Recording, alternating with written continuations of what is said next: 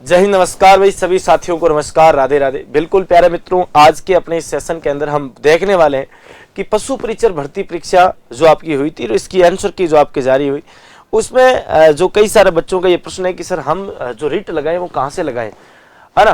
कि बोर्ड ने बहुत सारे प्रश्न जो है वो एकदम साफ से आप सही दिख रहे हैं, फिर भी आपके गलत मान लिए हैं, उनका कुछ और उत्तर मान लिया है।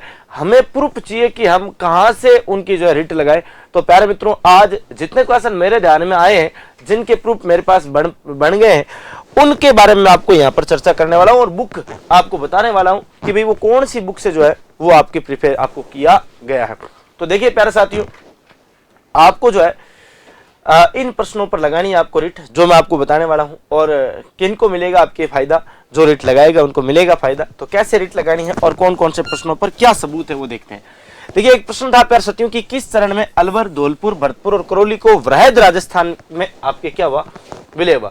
देखिए प्यारे साथियों, वृहद राजस्थान ये साफ से आप पूछ रहा है, ये क्या कह रहा है। देखिए ग्रेटर राजस्थान की बातें कर रहा है। देखिए अब यहां पर जो है, देखिए आपके अकॉर्डिंग प्यारे साथियों देखो क्या होना चाहिए, लेकिन देखो ये आपके चतुर्थ चरण जो है इसकी बात करें, ये वृहद राजस्थान की बात कर रहा है। 30 मार्च 1949 इस समय आपके ये चौथा चरण आपके संपन्न हुआ था।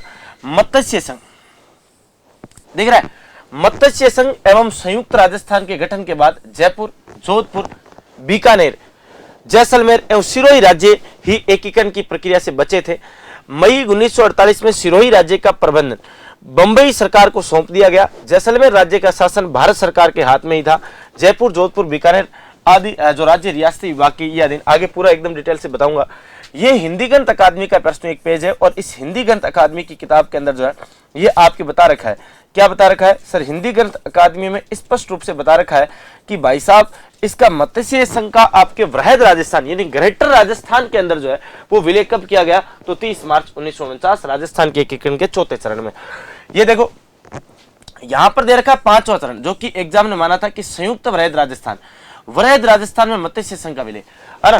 देखो मत्स्य संघ का विलय जो है इसकी अगर स्पष्ट रूप से पूछा जाए तो पांचवा चरण जो है वो आपका सही होगा। देखो यहां पर अगर मैं बात करूं, ये क्या कह रहा है, ये कह रहा है ग्रेटर राजस्थान यानी वृहद राजस्थान की बात कर रहे हैं, लेकिन यहां पर प्यारे साथियों ये वाला जो आपके उत्तर माना, ये पंचम चरण, ये वृहद राजस्थान में मत्स्य संघ का जो विलय हुआ वो आपके संयुक्त वृहद राजस्थान वाला जो आपके चरण है, इस पांचवें चरण की बात कर रहे हैं, है ना। तो ये आपके हिंदी गणित अकादमी का प्रूफ आप लगा सकते हैं। जबकि कोटा राज्य प्रजामंडल की स्थापना आपके किस वर्ष हुई थी, ये क्वेश्चन तो डिलीट होना चाहिए एकदम, है ना। देखो यहां पर दिख रहा है कि ये हिंदी गणित अकादमी की किताब है, उसका एक पेज लेकर आया हूं।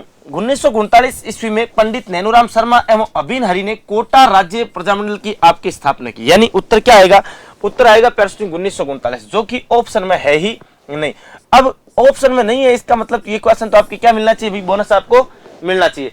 इसका मतलब आप इस क्वेश्चन पर भी रिट लगा सकते हो, जो कि हिंदी गणित अकादमी की जो पुस्तक है उसके अंदर प्यारे साथियों सारी की सारी बातें जो है एकदम बेहतरीन तरीके से स्पष्ट की गई है। और देखिए जैसे देखिए निम्नलिखित में से राजस्थान के प्रथम गवर्नर कौन थे। देखिए अगर राज्यपाल का क्रम देखें तो यहाँ पर आपके जो राज प्रमुख सवाई श्री मान सिंह जी जो आपके एग्जाम में माना है, एग्जामिनर ने क्या माना है, एग्जामिनर ने ये माना है। जबकि देखो अगर गवर्नर की बात करें, गवर्नर यानी राज्यपाल की बात करते हैं, और राजस्थान का प्रथम गवर्नर, प्रथम राज्यपाल आप सबको पता है श्री गुरुमुख निहाल सिंह, सरदार गुरुमुख निहाल सिंह जी की बात करते हैं। गुरु जी कैसे माने, ये देखो हिंदी गणित अकादमी का आपके राजस्थान का एकीकरण वाला जो चैप्टर आता है उसमें 293 नंबर पेज पर आपके पास ये आपकी बात लिखी हुई है। क्या लिखा हुआ देखो नीचे, सरदार गुरुमुख निहाल सिंह राजस्थान के पहले राज्यपाल थे। आगे ना बात, तो ये क्वेश्चन भी प्यारे साथियों सामान्य प्रश्न था, लेकिन एग्जाम में जो इसका मान सिंह जी उत्तर माना है, जो कि गलत है, माना है। अगला देखो, अगला यहां पर प्यारे साथियों एक है आपके देखो रासो वाला, है ना। रासो ग्रंथ जो है वो आपके गलत माना था, जिसमें आपके जो क्वेश्चन पूछा गया था कि भाई ऐसे काव्यों को रासो कहा जाता है। कौन से काव्यों को कहा जाता है कि मध्यकालीन राजपूत शासकों ने विद्वानों और कवियों को आपके राज्य आश्रय प्रदान किया, और उन विद्वानों ने शासकों की प्रशंसा में काव्यों की रचना की, जिसमें इतिहास आपके जो है विषयक सामग्री मिलती है। ऐसे काव्यों को हम क्या कहते हैं, रासो जो है आपके कहते हैं। और जिस काव्य ग्रंथ में किसी राजा की कीर्ति, विजय, युद्ध, वीरता आदि का विस्तृत वर्णन हो, उसे आपके क्या कहते हैं भाई, रासो कहते हैं। जबकि एग्जामिनर ने इसको आपके रासो नहीं माना था, है ना। ये प्रकाश माना। प्रकाश क्या है, देखो प्रकाश है किसी वंश अथवा व्यक्ति विशेष की उपलब्धियों या घटना विशेष पर प्रकाश डालने वाली कृतियों को प्रकाश कहा जाता है। समझ गया क्या? तो ये भी आप देख लेना, हिंदी गणित अकादमी में दे रखा है। दवावेद, दवावेद क्या है? गद्य एवं पद्य में लिखी गई तुकांत रचनाएं दवावेद कहलाती हैं। ध्यान रखना, जबकि उसमें उत्तर गलत माना है तो आप ये ध्यान रखना भाई, छोटे छोटे खंडों के साथ पद्य में किसी एक घटना अथवा किसी पात्र का जीवन वृत्त ये दवावेद में मिलता है।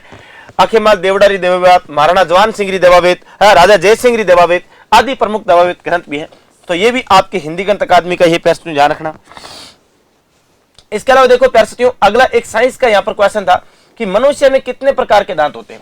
अब देखो दांत तो आप सबको पता है कि दांत तो 4 प्रकार के होते हैं, है ना। दांत तो कितने प्रकार के होते हैं? 4 प्रकार के, लेकिन इसने 2 प्रकार के दांत माने, 2 प्रकार के ही माने। लेकिन देखो ये एनसीईआरटी की बुक है साहब, है कि नहीं, ये एनसीईआरटी की प्रश्न एक बुक है और इस एनसीईआरटी की बुक के अंदर जो है एकदम हुबहू आपके जो है क्या दे रखा है भाई, प्रमाण दे रखा है ना। दूध के दांत तथा स्थायी दांत, ये 2 प्रकार के दांत तो यहां पर बताए इसने, है ना, दूध के दांत और स्थायी दांत। और मुझे लगता है एग्जामिनर भी ये दूध के दांत और स्थायी दांत के चक्कर में इसका उत्तर जो है मान करके गया है ना। हाँ, इसका उत्तर 2 प्रकार के मान के गया है। अब एग्जामिनर ने क्या सोचा उस टाइम ये तो पता नहीं, लेकिन इसका उत्तर ये माना, है ना।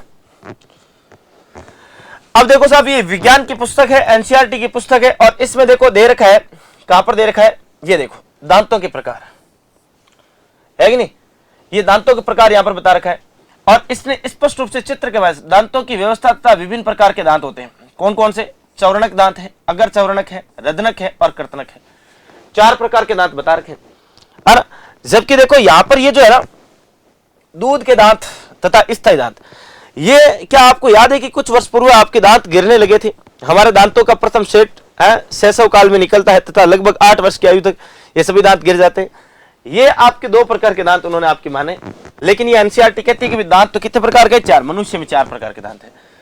ये एक और देखो स्रोत दे रखा है प्रश्न किसके बारे में दे रखा है, 1 मिनट क्वेश्चन देखता हूं इसका।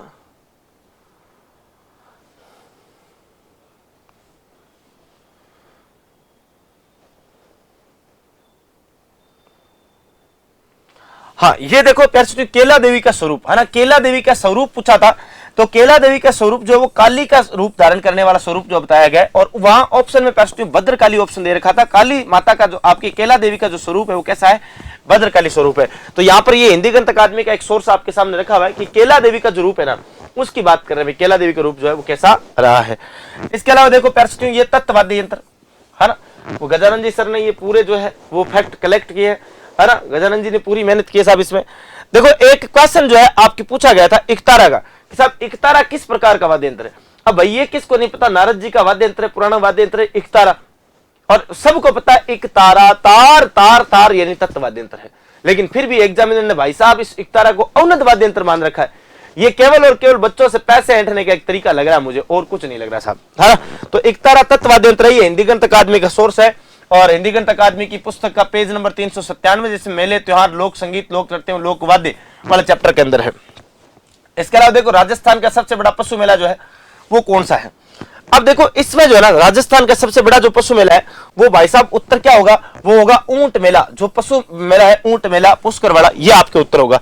एग्जाम में गलत माना इसका, जबकि इसका स्रोत क्या है सर? ये देखो प्रमुख मेले हिंदी गणित अकादमी का जो चैप्टर है उसमें पुष्कर मेला। इस पुष्कर मेले के अंदर पैसे देखो ये पूरी जानकारी यहाँ पर दे रखी है और ये कब बढ़ता है पूरी जानकारी बता रखी है। और इसी के अंदर देखो, इसी के अंदर देखो, ये देखो यहाँ पर पुष्कर मेला संभवतः राजस्थान का आपके सबसे बड़ा क्या है? पशु मेला है। ये देखो ये लाइन आपकी पूरी लिखी हुई है ना, 2 पेज थे, आगे पीछे वाले पेज पे हो गए, इसलिए मैं ये उठा करके पूरा लेकर आया हूं भाई। राजस्थान का सबसे बड़ा पशु मेला जो माना है वो पुष्कर पशु मेला हिंदी गणित अकादमी कह रही है, तो इसका उत्तर भी क्या होना चाहिए? पुष्कर वाला होना चाहिए। इनमें से किस प्रजाति के दूध में लैक्टोज की मात्रा सबसे कम या प्रतिशत मात्रा जो है वो आपकी देखने को मिलती है? तो ये देखो अब यहां पर ये एनसीईआरटी का एक पेज है भाई, है ना। एनसीईआरटी जो है ना, इस एनसीईआरटी के अकॉर्डिंग ये तो मानने बोर्ड प्रूफ क्या मांगता है भाई? आप एनसीईआरटी दो, हिंदी गणित अकादमी दो, आपका प्रूफ मान्य होगा। तो यहां पर देखो सबसे कम जो है ना वो किसकी मात्रा पूछी? लैक्टोज की मात्रा पूछी है। तो यहां पर देखो प्यारे यहां देखो, है ना, लैक्टोज की मात्रा सबकी आपकी बता रखी है यहाँ पर अलग अलग, है ना। ये देखो दुग्धम की मात्रा सबकी बता रखी है। तो यहां पर जो उत्तर होना चाहिए ना वो किसका होना चाहिए भाई? तो यहां पर बकरी का उत्तर जो है वो आपकी सॉरी ऊंटनी का जो है वो सबसे कम आपके आ रहा है। दुग्धम की बात करें, लैक्टोज की बात करें तो, है ना, तो वो आपकी ये भी प्रूफ आप ध्यान रख लेना। ये पूरा पूरा आपकी क्या है? ये एनसीईआरटी की किताब की एक फोटो आपके सामने रखी गई है, ठीक है ना। ये आपको बता दूं कौन सी कक्षा की है किताब,